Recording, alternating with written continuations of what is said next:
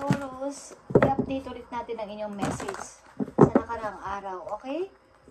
Sa mga nare-relate sa mga toxic relationship. Tingnan natin, Taurus, ang nangyayari na sa inyong buhay. Taurus, tingnan natin, i-update natin ang inyong message. Ano nang nangyayari?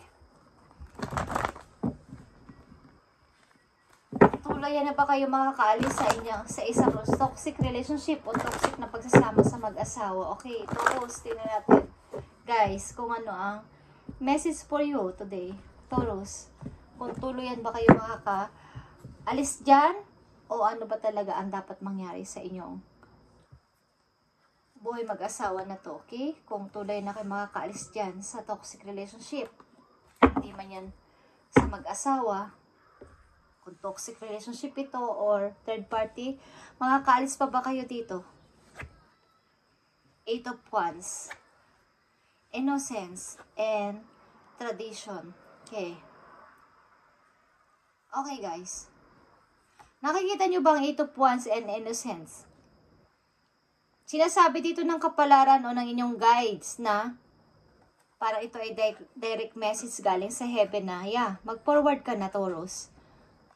Mag-start ka ng bago, the Fool is here, okay? Kahit unknown ang pupuntahan mo, kahit unknown ang lalakaran mo o pupuntahan mong place o papasimulan mo. But, nakikita nyo tong tradition or ito ay wisdom, kahit bawal, ito ay si Romeo and Juliet, okay? Romeo and Juliet. Alam nyo ba, si Romeo and Juliet, yung kanilang relation is bawal, pinagbabawal, hinahadlangan against ang mga nakapaligid sa kanila, ba't pinagpapatuloy nila? So, yan ang inyong nangyayari sa ngayon. Bagamat pinupush kayo ng kapalaran na umalis na kayo sa relation na yan, na hindi na pwede, na pinagbabawal ng lahat o inaayawan ng lahat is, andyan pa rin kayo, Taurus. Okay. So, ano na ang dapat mangyari dito, guys? Sa relation na to, ano ang dapat ninyong malaman? Na gustong sabihin sa inyo ng inyong guidance para mamulat kayo sa katotohanan, okay? Ito ay para sa lahat, guys. Kung willing lang kayong makinig at open-minded kayo at gusto ninyong mabago ang inyong buhay, is sundin nyo kung gusto nyo, okay? So, ano ang dapat ninyong gawin? O anong dapat sa inyong ipayo ng inyong guidance para dito? Kung pinagbabawal ba to, ano ba ang dapat ninyong gawin? Okay. Yeah. 2 of Swords, hindi kayo makapag-decide. King of Coins, Ace of Arrows, and Illusion. Okay. Dapat ninyong malaman na kapag kayo umalis dyan, guys, is magkakaroon kayo ng kaunlaran sa pananalapi at kaunlaran sa inyong sarili. But, nasa fantasy and versus reality kayo. Hindi kayo makapag-decide. Of Swords. Okay? So, ano mangyayari sa inyo kapag hindi kayo nakaalis dyan? Pagkamat, hinihiling na ng inyong guides na umalis na kayo sa situation na yan, na toxic, at wala nang kahinatnan. Ano mangyayari sa inyong buhay, guys? Okay? Mabilisan lang to na message para sa Taurus update. Okay? Kapag hindi kayo umalis dyan, ano mangyayari sa inyo? Sa inyong hinaharap, ano mangyayari? Maging good man ito o bad? Okay? Justice. See ya. Okay. 8 of Wands, 2 of Swords, and Queen of Coins.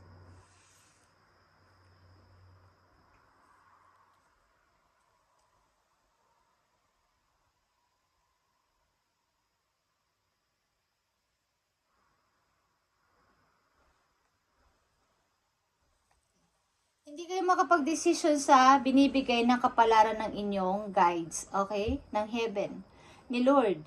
Kumbaga, pinupush kayo na mag-decide na. 8 of Wands to 2 of Swords.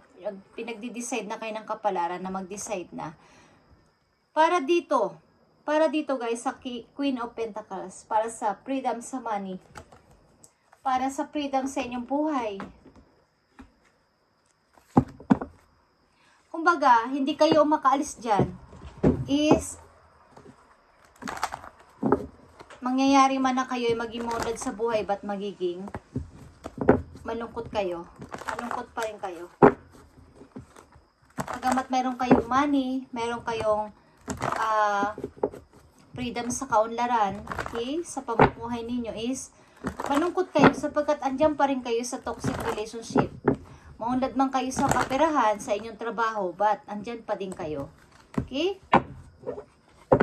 Ano pa ang dapat nyo malaman kapag umalis kayo sa situation na to? I need to message. Dapat nyo malaman. Ten of Swords. Okay. Six of Arrows. And Prince of Wands. Maaaring meron kayong makikilalang bagong tao, guys, na tutulong sa inyo sa katauhan ng Aries and Leo, okay? Na-encourage kayo na yan. Magpatuloy ka.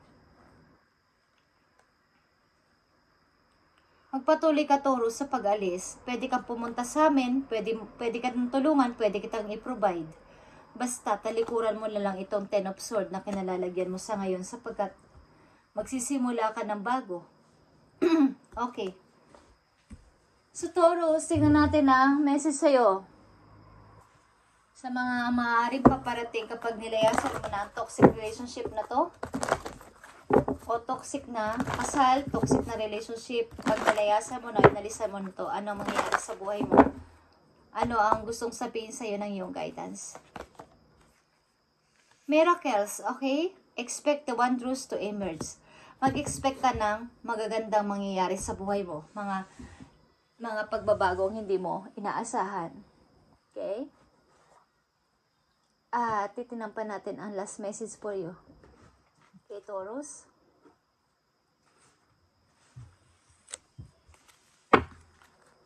Ano ang payo sa'yo ng iyong mga guidance, guys? Taurus? Kapag inalisan mo na ang relation na to, toxic relationship, toxic marriage. Okay, kung wala ng pag-asa, huwag na kayo mag-stay dyan, Taurus. Hindi ako nagpapayo ng masama, guys. Nagpapayo ako at ginaguide ko kayo about para kayo ay magkaroon ng bagong buhay. And bago matapos ang inyong buhay dito sa mundo is, life is short lang kasi, guys. And tayo dito sa mundo ay travelers lang. Kung may opportunity, may chance, at gulong-gulong na kayo sa paligid niyo at wala ng pag-asa pang mabago ang situation na to, kung meron namang chance at opportunity na nagbabadya sa inyo at nag-aaya sa inyo na mabago ang inyong buhay, why not na hindi nyo itry, guys, para maiba ang inyong mundo bago kayo pumanaw dito sa mundo, okay? Yeah, just saying, hindi ako nagbibiro. Okay, Taurus.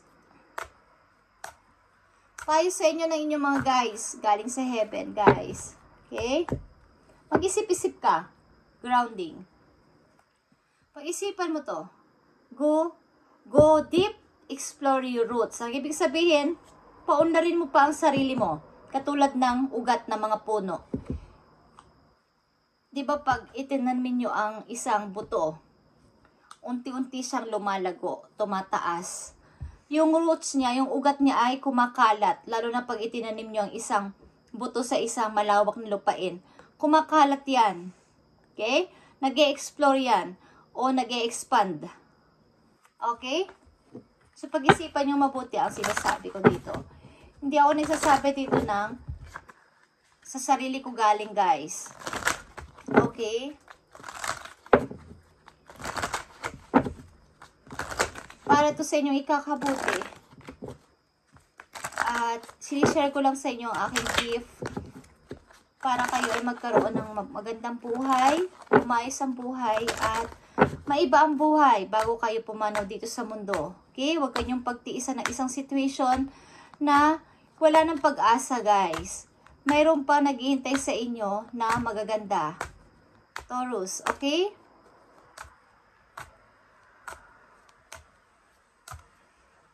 Tingnan natin ang payo pa sa'yo. Taurus. clearing debt. Your self-care involves removing the heavy burden of financial and emotional debt from your life. You already feel lighter and freer just by facing this topic and making plan to clear present obligations and avoid future ones as well. Okay. Ilan sa inyo is may mga inaalala because kayo ay may mga utang? May mga naagrabyado about sa utang, about sa mga hiniraman. So, parang ilan sa inyo ay hindi lang about sa pera ang utang, utang na loob. Utang na loob. Okay. So, kayo ay natatakot mag-forward because maaring ang person na to o ang mga tao sa paligid na involved sa person na to ay meron kayong utang na loob. Kailangan nyo itong i-clear before you go. Okay? Kailangan kang magkaroon ng freedom. Just facing this topic and making a plan to clear present obligation and avoid future ones as well. Para sa paglisan nyo, sa pag-alis nyo, sa lugar na to, sa tao na to, sa situation na to ay kayo ay mayroon ng freedom talaga na totoo. I-clear nyo muna lahat. Okay? Maaring ang ilang Taurus na nandito sa reading, sa topic na yon na mayroon toxic na karelasyon, toxic na asawa, toxic na kasintahan is may mga topic kayo sa kanila na sa salitang utang. Utang sa pera, utang na loob. Parang ang hirap nilang iwan because meron silang ginawa sa akin that time. Ngayon hindi ko sila pwedeng basta-basta na lang iwan. Okay? Taurus, isa pang message for you. Dito. Successful founding, Taurus. Your idea is divinely guided and supported by the same infinite wisdom of God that give you the idea. Do not allow money concern to prevent you from turning it into reality. Crowdfunding, partnership, and other investment are available to help you. Okay. Something guys, napipil ko ang inyong situation. Okay. Maaaring inaalala nyo na, kapag umalis ako dito, nilisan ko ang taon na to, nilisan ko ang situation na to, ano kaya ang gagamitin kong money? Paano kaya ako mag-i-start? Hindi yun ang topic dito guys, okay? Magtiwala kayo kay God, sa inyong guidance, na kayo ay susuportahan sa inyong plano. Okay? Bibigyan nila kayo ng infinite wisdom, and God give you the idea para ikaw ay makalisan dyan o makaalis dyan. Okay, Taurus? Do not allow money concern to prevent your from turning it into reality. Okay? Kailangan dito ay pakisama sa ibang tao. Okay?